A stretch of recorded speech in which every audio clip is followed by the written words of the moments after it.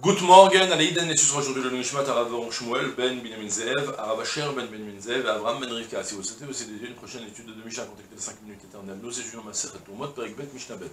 En tormin minatame ala tahor, ve'im taram shogeg tromato toma, ou mezid lo asa klum.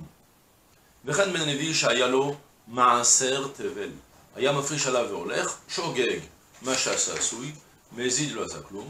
רבי יהודה אומר, אם היה יודע בו בתחילה, אף על פי שהוא שוגג לא עשה כלום. On est dans la Mishnah réciproque de la Mishnah précédente. Dans la Mishnah précédente, on avait quelqu'un qui avait des fruits purs et des fruits impurs, et il prélevait des fruits purs pour dispenser les fruits impurs. Et là, dans notre Mishnah, c'est le cas inverse. C'est les fruits impurs. Il va prélever des fruits impurs pour dispenser les fruits purs. Vous avez compris? C'est-à-dire, dans la Mishnah précédente, concrètement, on a quelque chose de super qui se passe. C'est qu'il a pris, au lieu de prendre des fruits impurs, il a pris des fruits purs pour les amener au Kohen. Il a voulu le dispenser, c'était bien en théorie. Le problème, c'est qu'on avait un problème d'être mafrish minamoukaf, que les fruits soient à proximité, il y avait une zera d'arbanan. Mais en tout cas, du point de vue de la Torah, il a fait quelque chose de très bien, très valorable. Il a donné des fruits purs au lieu de donner des fruits impurs. Là, dans notre Mishnah, il fait le contraire. Il prend des fruits impurs pour dispenser les fruits purs. Et là, on est confronté à deux problèmes. Un problème explicite dans la Mishnah, et après je vous apporterai la précision du Barthénois. D'abord, la Mishnah me dit qu'il faut savoir que, selon la Torah, prenez à second degré ce que je vous dis, parce que ce ne sera pas exact, mais pour le moment, comme ça c'est présenté dans la Mishnah, même le Barthénois commence par là. Selon la Torah, les fruits impurs peuvent aussi dispenser les fruits purs, en théorie. Seulement, il y a une perte pour le Kohen.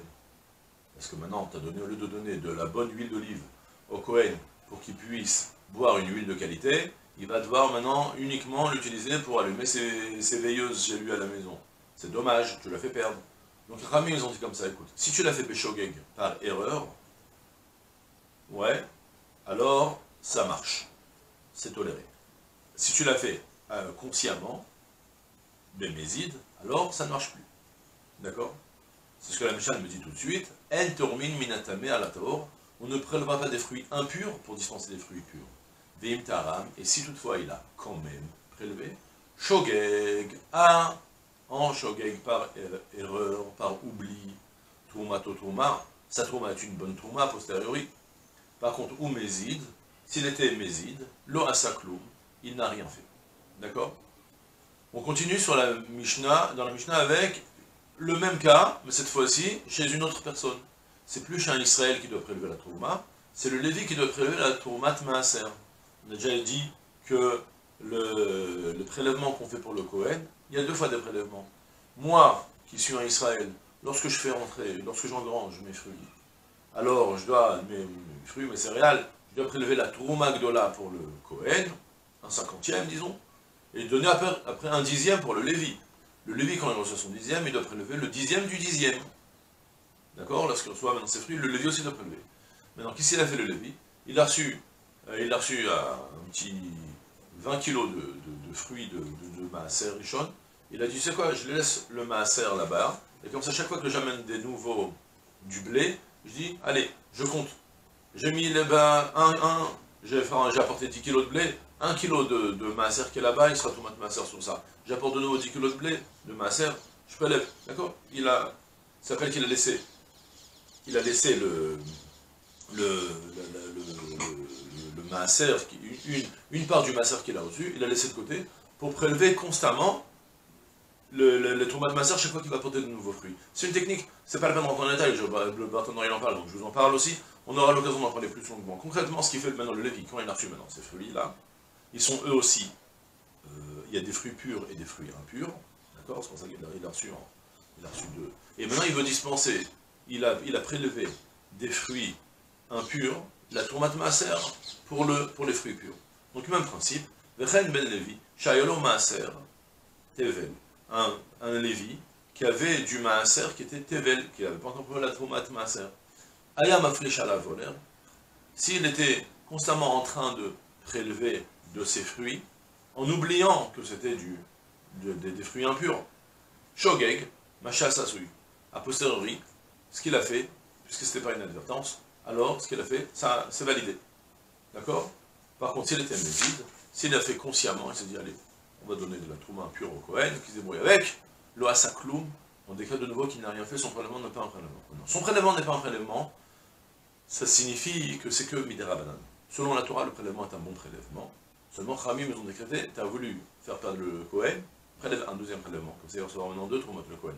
Tu as voulu lui donner, au lieu de lui donner de la bonne huile pour la consommation, tu lui as donné de l'huile pour l'allumage, il va maintenant recevoir le Kohen 2 fois d'huile. Pour l'allumage et pour la consommation. Parce que pour le moment, ce que tu as prélevé une première fois les fruits impurs, ça appartient au Kohen. Mais de tes fruits purs, ils ne sont pas dispensés, tu dois prélever une deuxième fois. D'accord? Ok? Le Barthénora vient maintenant, le premier Barthénora. Il nous apporte une précision très importante. On parle uniquement de fruits qui ont eu une occasion d'être purs, qui ont été purs avant qu'ils soient imposables de Trumot ou Maasrot. Là, dans ce cas-là, la Torah nous a dit, tu prélèves quand même, est-ce que tu prélèves, tu donnes au Kohen.